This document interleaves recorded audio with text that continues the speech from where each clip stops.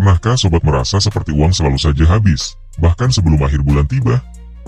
Banyak dari kita, terutama generasi Z dan milenial, mengalami fenomena ini. Di balik kebiasaan konsumtif yang sering dianggap biasa, ada tren yang sedang meningkat, yaitu doom spending. Tren ini adalah salah satu penyebab yang membuat generasi muda rentan terhadap masalah keuangan jangka panjang. Di video kali ini, kita akan membahas apa itu doom spending, mengapa hal ini bisa berbahaya, dan bagaimana cara mengatasinya agar kita bisa mencapai kebebasan finansial. Doom spending adalah kebiasaan belanja berlebihan sebagai respons terhadap stres dan ketidakpastian hidup.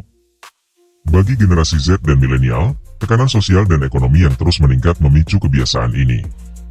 Mulai dari stres pekerjaan, kenaikan harga kebutuhan, hingga ekspektasi gaya hidup di media sosial, semua itu dapat mempengaruhi bagaimana kita menggunakan uang kita. Perilaku konsumsi berlebihan ini bukan sekadar membeli barang, tetapi lebih pada cara kita mengatasi tekanan emosional. Banyak dari kita yang merasa lebih baik setelah belanja, meski efeknya hanya sementara.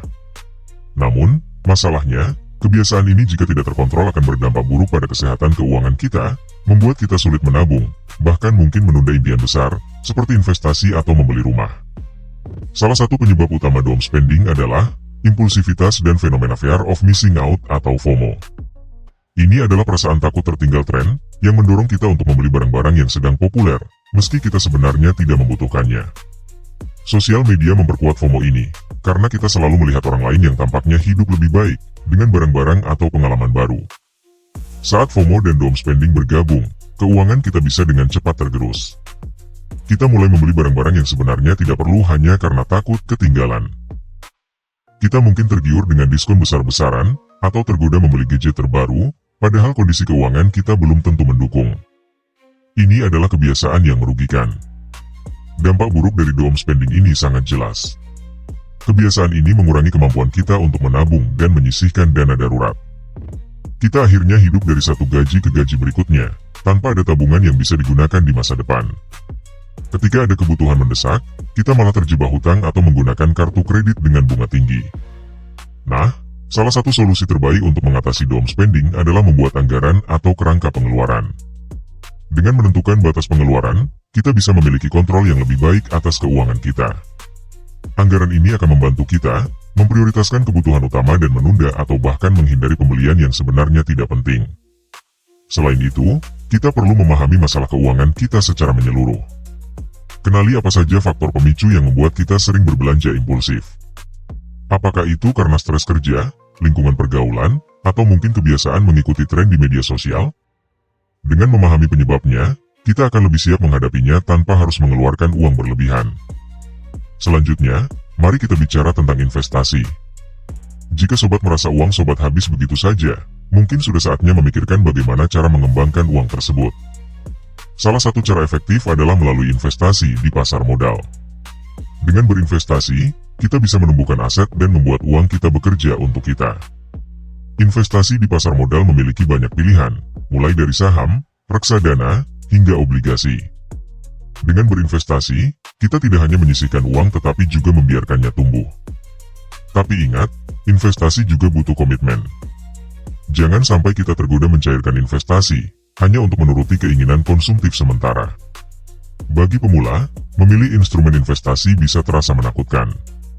Namun, kunci sukses di pasar modal adalah memulai dengan perlahan dan konsisten. Mulailah dengan dana kecil di instrumen yang risikonya rendah, seperti reksadana pasar uang, dan pelajari seiring waktu. Jangan langsung melompat ke saham, jika belum memahami risikonya. Kesalahan umum yang sering terjadi adalah ingin cepat untung. Akhirnya, banyak yang malah terjebak investasi abal-abal, atau tergoda ikut rekomendasi tanpa riset. Sebaiknya, luangkan waktu untuk mempelajari setiap instrumen investasi. Ingat, investasi yang bijak tidak datang dari janji-janji manis. Selain itu, jangan lupa untuk memiliki tujuan keuangan jangka panjang.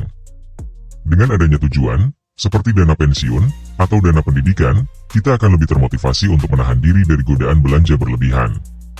Tujuan yang jelas juga akan membantu kita dalam memilih instrumen investasi yang tepat.